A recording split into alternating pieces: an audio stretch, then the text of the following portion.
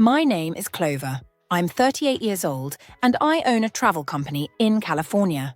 Not a big, shiny corporation or anything. Just a boutique agency I built from the ground up. We specialize in curated experiences, small group adventures, and high-touch planning for people who want more than just cookie-cutter vacations. It's a business that requires a lot of moving parts and endless patience, but I genuinely love what I do. I live in a modest but beautiful house near Santa Barbara, not far from the ocean. It's the kind of place I used to dream about when I was younger. Sunlight pouring through big windows, a kitchen I actually enjoy cooking in, and space for quiet when I need it. I've worked hard for this life, and I mean really hard. You see, I'm an only daughter. My parents had me young, and we didn't grow up with much. My dad worked in a warehouse, and my mum cleaned houses. They were both good people who tried their best, but there was always a sense of just barely getting by. We counted every dollar. We patched clothes. We had one working car that coughed and wheezed up hills like it needed a priest. By the time I was 16, I was juggling school, babysitting gigs, and a part-time job at a diner. Every paycheck I got, I handed it over to my mum. Not because she asked, she never did, but because I knew we needed it. I bought groceries, paid the gas bill once when it was about to get cut off. I even skipped prom because the idea of spending money on a dress felt ridiculous when we barely had money for toilet paper some weeks. When I turned 18, I didn't move out. I didn't go away to college. I went to the local community college and kept working. I took on 2 jobs, sometimes 3. At one point, I was delivering pizzas in the evening and managing travel bookings for a cruise line during the day. I was exhausted, but I never complained, because somewhere in me was this belief, this hope, that if I just kept going, it would all pay off. Eventually, it did. After years of working under different agencies and saving every spare dime, I launched my own travel business. At first, it was just me, a laptop, and a desk I built out of plywood and 2 sawhorses in my garage. But over time, it grew. I reinvested, hired a small team, built a brand. Now we have an office downtown. I have a team of 6. Clients return year after year. We're not enormous, but we're successful, stable. And yet, for all that progress, all that effort and loyalty I poured into my family over the years, I always felt like it was taken for granted, because I also have a younger brother. His name is Ben, and he's 5 years younger than me. Ben has been the golden child since birth. Even when we were kids, I remember him getting praised for the simplest things. He'd clean his room once a month, and my mom would act like he'd built the Taj Mahal.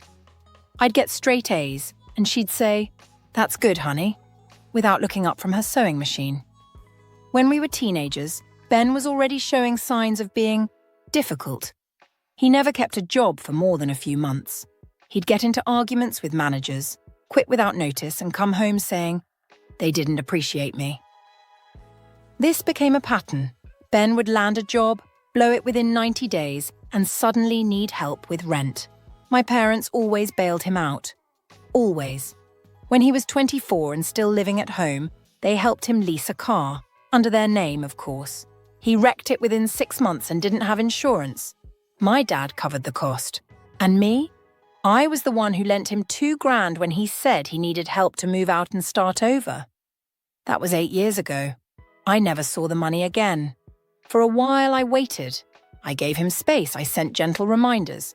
Then one day I realized I was wasting my energy. So I stopped. Stopped calling. Stopped texting. Stopped asking for the money. We weren't speaking much by then anyway. Things stayed distant for a while, but civil. I still sent my parents money every month to help with the mortgage, utilities, whatever they needed. I didn't ask questions. I just gave. I felt it was my responsibility. They were getting older, still living paycheck to paycheck, but all that came to a head last year. And let me tell you, when it broke hard. It happened over something small, like it always does, something so minor that, on its own, wouldn't have mattered.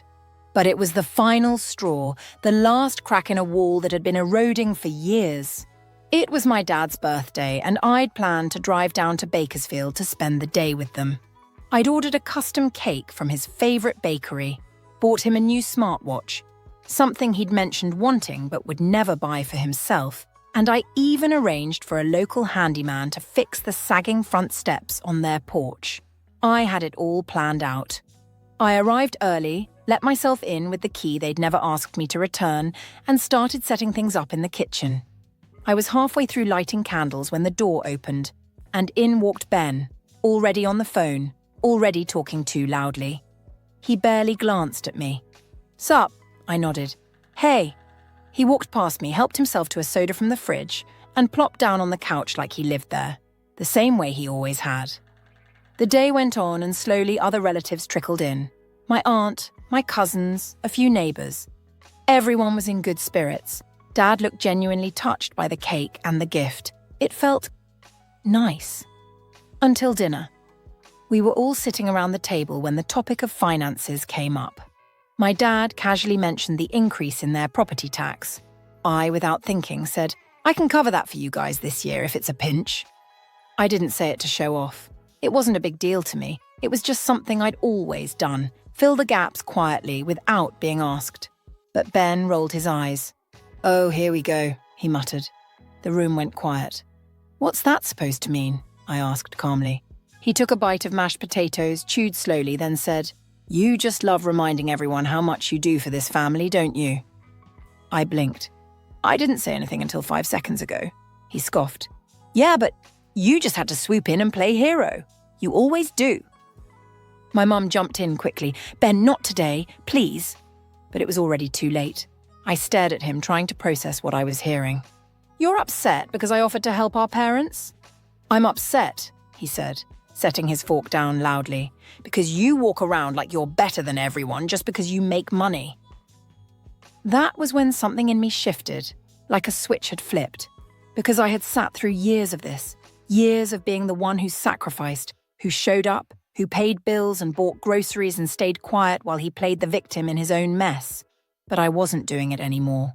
I turned to my parents. "Is that how you feel too?" My mum looked down at her plate. My dad didn't meet my eyes. And that silence, that was my answer. I stood up, calmly, quietly, and picked up my purse. "Thank you for dinner. Happy birthday, Dad." I walked out, got into my car, and drove away. Not in anger, but in an incredible, unexpected wave of relief. Because I finally understood. No matter how much I gave, they would always see me as the overachieving daughter who made them feel small. And Ben, he could do no wrong. So I did the only thing left to do. I stopped. No more money. No more checks in the mail. No more quiet help. No more saving people who couldn't even acknowledge I was trying. 6 months later, their house was in pre-foreclosure. My dad had to sell his car. And Ben, still unemployed, still between things, still sleeping on the same couch he grew up on. And for the first time in my life, they finally realized who had been keeping the lights on all those years. When I say I stopped helping, I don't mean I slammed the door shut and blocked their numbers. It wasn't that kind of dramatic exit. I just withdrew. Silently. Deliberately. I didn't make announcements or issue ultimatums. I simply stopped sending the money. No more monthly transfers for the mortgage. No more surprise Venmos for groceries or utilities. No more covering unexpected car repairs or vet bills or overdraft fees. I'd been filling in their gaps for so long, it had become invisible. To them, at least. Like turning on a light switch and never wondering where the electricity came from. At first, I don't think they noticed. The mortgage payment probably got taken care of by the buffer in their account. The same buffer I had padded countless times without a word. But by the second month, I could sense it. The quiet panic in my mother's voice when she called, her tone just a bit tighter than usual. "Hi, sweetie. Everything okay?" she asked one afternoon, in a voice so forced casual it sounded like a stage performance. "Yeah," I said. "Busy with clients, just wrapped a big honeymoon itinerary for a couple going to Morocco." Silence on her end. Then, "That's great. You've always been such a hard worker." It was a compliment, technically, but it landed like a brick, because I knew what was coming. Sure enough, she eased into it. "Your father's a little stressed about the property taxes this year. They hit harder than we expected. And, well, Ben's going through a transition again, poor thing." A transition. That was her favorite word. Translation. Ben quit another job. Again.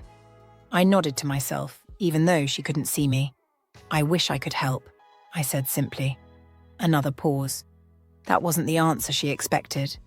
Well, if things change, let us know. Things had changed. She just didn't know it yet. A month later, I heard through a cousin that my dad had listed his car online. Not his backup car. Not the old pickup that barely ran. His actual working vehicle. The one he used to get groceries, go to doctor's appointments, visit his sister an hour away. It hit me harder than I thought it would. Not out of guilt. I had nothing to feel guilty for. But it was strange, almost surreal to witness a slow unraveling that I had spent so many years preventing. I wondered if they finally saw it. If they were finally sitting down at that old kitchen table and adding it all up. If they were thinking about who had been the real glue of that family for so long. But I didn't reach out. Because this was the first time in my life where I was choosing myself. It's funny, when you finally set a boundary, people don't notice the years of sacrifice that led up to it. They just notice the absence, the silence, the fact that you're no longer bending. About 6 months into my absence, I got a text from Ben. Hey, you still mad or can we talk? I stared at the screen for a full minute before locking my phone and tossing it on the counter. Because no, I wasn't mad. I was done. Ben had spent his entire life building a house of excuses, and I was done furnishing it. 2 weeks after that, I got a call from my dad. First one in months. I let it go to voicemail. He left a message. I think we owe you an apology, Clover. We see it now. Everything you did, you were right to walk away. I played the message twice, then deleted it. Not out of spite. I heard what I needed to hear, but I wasn't going back. Some lessons only stick when they're allowed to hurt. Meanwhile, my business was thriving. I had taken on 2 new travel planners, booked out 3 destination weddings, and was finally planning my own trip. A solo week in northern Italy. No phones, no guilt. Just me and the life I had built with my own 2 hands. It wasn't about revenge. I didn't need them to suffer, but I did need them to finally understand that I wasn't their safety net anymore.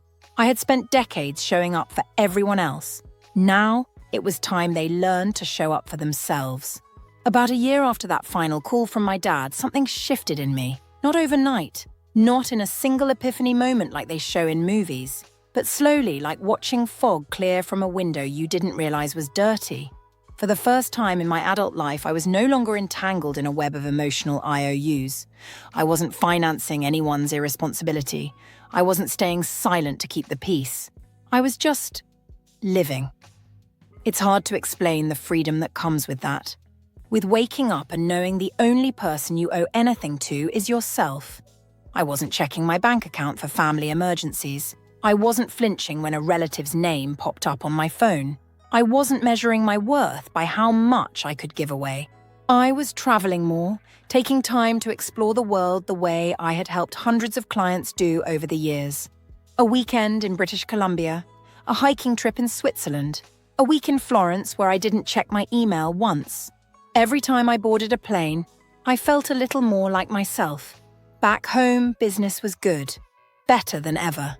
We were expanding into luxury group retreats and even added a sustainability-focused division, an idea that had been sitting in my mind for years but only now had the space to grow. And personally, I had begun nurturing friendships that were mutual, not one-sided. People who didn't ask for things but offered their time, their attention, their respect. People who didn't need me to be their emotional ATM.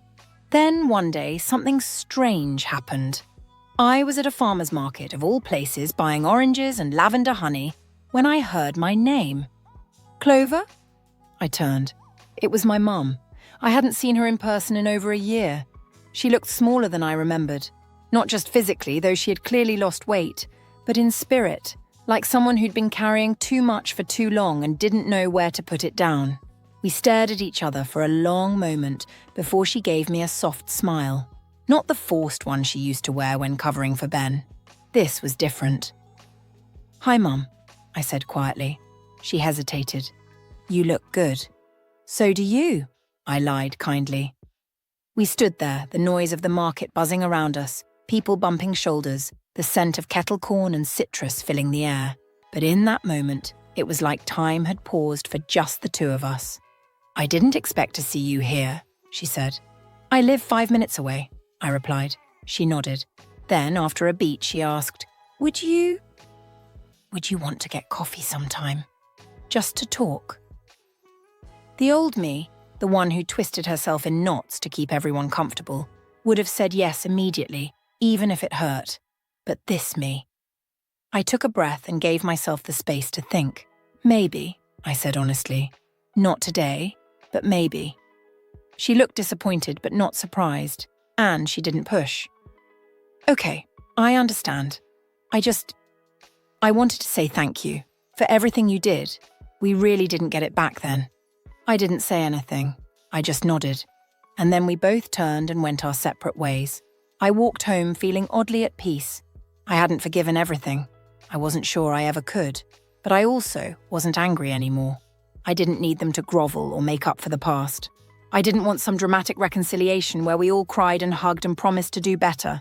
All I wanted was to continue building the life I had fought for, the one that had been waiting for me once I stopped carrying the weight of other people's decisions. And I was doing that, one quiet day at a time. Sometimes people think peace is passive, like it's soft. But real peace, the kind you earn by walking through fire and not letting it destroy you, that peace is made of steel. And I had it now. Not because I won, but because I finally stopped playing a game I never wanted to be in. About 6 months after that brief run-in with my mom at the farmer's market, I got a letter in the mail. A real one. Handwritten. In cursive. I recognized the shaky script before I even opened the envelope. It was from my dad. We hadn't spoken in nearly 2 years, not since the voicemail where he'd said he owed me an apology.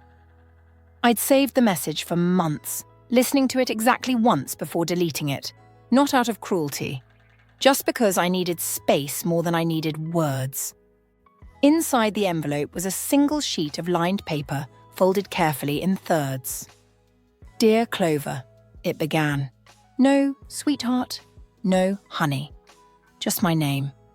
And for some reason that made it feel more sincere. He wrote about how things had changed since I stepped away, about how without my quiet support, the reality of their financial situation hit hard. The house, the taxes, the utilities, things I used to cover without them even realizing. He admitted he hadn't really seen it at the time. He thought money just showed up, that somehow things always worked out, until they didn't. He said Ben was still figuring things out, still bouncing from one idea to the next. "He's not a bad person," my dad wrote, "but I think we protected him for too long. You always handled things. We didn't see that until you stopped. There was no ask in the letter, no hidden plea for help or invitation to reconnect. Just acknowledgement. A recognition that I had carried more than my share, and they had looked away while I did it. It was the most honest thing my father had ever written to me." I folded the letter back up, placed it in a small box where I kept things that mattered, and went about my day. Because that's what healing looks like sometimes. Not big reactions, not sobbing on the kitchen floor, just breathing. A little easier. That same week, I finalized a deal with a European adventure company to co-host curated group trips under my agency's brand. It was the kind of partnership I'd dreamed of when I first started, something that would elevate the business and allow me to travel more while staying in full control. I signed the papers at my office, poured myself a glass of sparkling water, and looked out the window toward the ocean. I thought about how far I'd come, not in miles or status, but in emotional distance. I wasn't the same woman who used to call her parents in secret to ask if they were okay, who'd transfer money without telling them it was from her. I wasn't the woman who wrote off her brother's behavior as just how Ben is. I wasn't the one quietly holding everything together while pretending she didn't feel invisible. Now, I was someone who said no without guilt. Someone who expected respect. Someone who gave not out of obligation, but from choice. A few weeks later, I did meet my mum for coffee. I picked the place. Neutral ground. Small, sunny cafe by the pier with good lattes and bad parking. She was already there when I arrived, sitting at a corner table, nervously stirring her tea even though it wasn't hot anymore. She stood when she saw me, then seemed unsure whether to hug me or not. I gave her a small, one-armed squeeze. It felt like the right balance between compassion and distance. We talked. About easy things at first. Travel, the weather, her latest book club drama. She mentioned my dad was taking walks again, that he'd stopped helping Ben financially after a bad business investment, turned into a small claims court situation. She didn't say it with bitterness, just resignation. He's learning, she said. A little late, but still. I nodded. We didn't talk about the years I'd spent as their crutch, about the birthdays I helped fund, the hospital bills I covered quietly, the late-night calls I answered when Ben disappeared with rent money again. She didn't bring up the things they said to me at that dinner table, and I didn't ask her to. Some things don't need to be unpacked all at once. Some truths, once finally acknowledged, don't require rehashing. When we finished our drinks, she looked at me with soft eyes. We didn't do right by you, Clover. And I can't change that. But I do see it now. All of it. I held her gaze. Thank you. That was enough. After that day, we spoke occasionally. Not often. Not like the families who have weekly dinners and matching Christmas pajamas. But enough. Enough to know that the door wasn't locked, just protected. As for Ben, I heard through a cousin that he'd moved to Arizona. Tried to start a landscaping business. I didn't ask for details. That chapter was closed. And me? I was living a life I could finally breathe in. Not perfect, not flashy, but honest, peaceful, fully mine. Sometimes people ask how I managed to walk away from a dynamic so deeply rooted in guilt and obligation. And the truth is, I didn't do it all at once. I did it in pieces, in quiet decisions, in the slow, deliberate act of choosing myself again and again. Because choosing yourself isn't loud. It doesn't always look like defiance. Sometimes it just looks like a woman standing at the edge of her own life and finally stepping in. That was me, and I've never looked back. These days, my life looks and feels nothing like the one I lived 10 years ago. Back then, I was buried under obligations, unspoken expectations, and a kind of invisible fatigue that comes from always being the one who keeps everything afloat. Now, I wake up with peace in my chest, instead of pressure. My business has grown more than I ever dared to imagine in those early years. We've expanded to 3 locations across California, and last year, we took on our first international clients. What started as a one-woman operation with a laptop and 100 tabs open is now a full-fledged agency with 12 employees and a waiting list of travelers who trust us to build their dream experiences. And it's not just the business. It's me. I learned how to create boundaries without guilt. I stopped over-explaining my choices to people who never listened anyway. I started saying yes to opportunities that scared me and no to the ones that drained me. And that shift changed everything. I'm no longer trying to prove my worth to anyone. I know who I am, what I've done, and how hard I've worked for this life. I used to think I had to earn rest or happiness or joy. Now, I know they're not rewards, they're rights. I've also learned how to protect my peace like it's a job. I don't let chaos back in just because it knocks politely. And I've become deeply intentional about who gets my time and energy. That alone changed the quality of my relationships, both personal and professional. But one of the things I'm most proud of, more than the awards on my office shelf, more than the revenue numbers, is how I'm raising my kids. I have a son, Liam, who's 15, and a daughter, Elise, who just turned 11. They've grown up watching me build this business, sometimes from behind the front desk or curled up in a chair with homework during late-night planning sessions. They've seen the long hours, the early mornings, the cancelled weekends, but they've also seen the independence, the confidence, the purpose. And I talk to them about all of it. I tell Liam that strength isn't about being louder than everyone in the room. It's about being steady, kind, and accountable. I teach Elise that her voice matters even when it shakes, that No is a complete sentence, that love should never come with a payment plan. I tell them that loyalty is beautiful, but not when it's expected from people who give you nothing in return. And I show them, day after day, what it looks like to walk away from unhealthy dynamics, not with anger, but with grace. Because I want them to know what I didn't at their age, that it's okay to put yourself first. That being the dependable one shouldn't mean being the sacrificial one. That family is important, but not when it's a constant cost to your well-being. At night, when the house is quiet and I'm winding down with tea and a book, I sometimes think back to the version of me who believed that being needed was the same as being loved. And I wish I could hug her, tell her that it's okay to let go. That letting go isn't failure, it's freedom. Because I didn't lose anything when I walked away. I gained myself, and that's a legacy worth passing on.